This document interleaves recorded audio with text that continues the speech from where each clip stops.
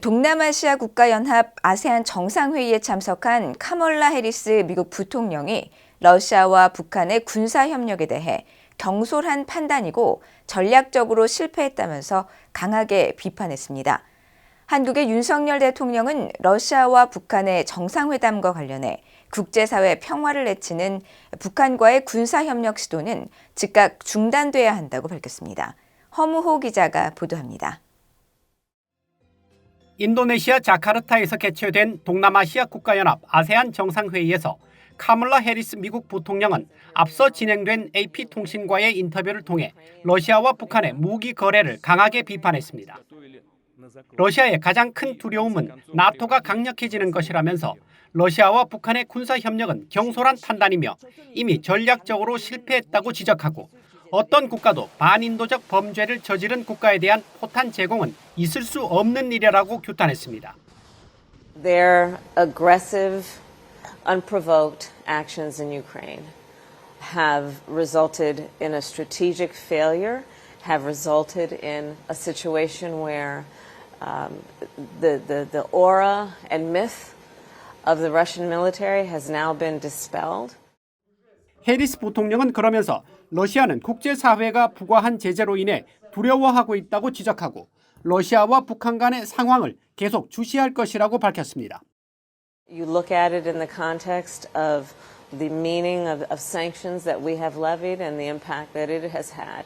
So, and not to mention Russia's greatest fear, which is that NATO would be strengthened. Now there are two more countries. So that is where we are in terms of what is happening there, and we'll continue to monitor the situation, obviously, in terms of this reporting about Russia and North Korea. 한국의 윤석열 대통령도 한아세안 정상회의 비공개 회의에서 러시아와 북한의 무기 거래를 강력하게 경고했습니다. 한국 대통령실에 따르면 윤 대통령은 국제사회 평화를 해치는 북한과의 군사협력 시도는 즉각 중단돼야 하고 어떠한 유엔 회원국도 불법 무기거래 금지 등 유엔 안전보장이사회가 규정한 북한 제재 의무를 저버려서는 안 된다고 강조했습니다. 또 북한의 핵미사일 위협은 한반도와 인도태평양 지역 평화에 대한 중대한 위협이자 국제 비확산 체제에 대한 정면 도전이라고 지적하고 북한의 완전한 비핵화를 달성하기 위한 국제사회 노력에 아세안이 계속 힘을 보태달라고 당부했습니다. 이어 북한 핵미사일 개발의 주요 자금원인 가상자산 탈취와 노동자 송출을 차단하는 데에도 아세안이 적극 동참해 줄 것을 요청했습니다. 윤 대통령은 이어 중국의 리창 총리가 참석한 아세안 플러스3 한일중 정상회의에서는 한국과 일본, 중국의 협력을 강조했습니다. 이른 시일 내 한일중 정상회의를 비롯한 3국 간 협력 메커니즘을 재개하기 위해 일본, 중국 정부와 긴밀히 소통하자고 밝힌 것입니다. 특히 아세안 플러스 3 발전의 근간이 되는 한국, 일본, 중국 3국 협력이 활성화되어야 합니다.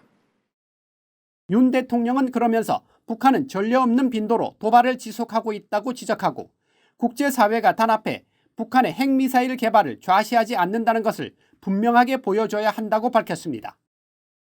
이어 북한 핵미사일 개발의 자금원으로 활용되는 해외 노동자 송출과 불법 사이버 활동을 차단하기 위한 공조에 협력을 요청했습니다. VOA 뉴스 허무호입니다.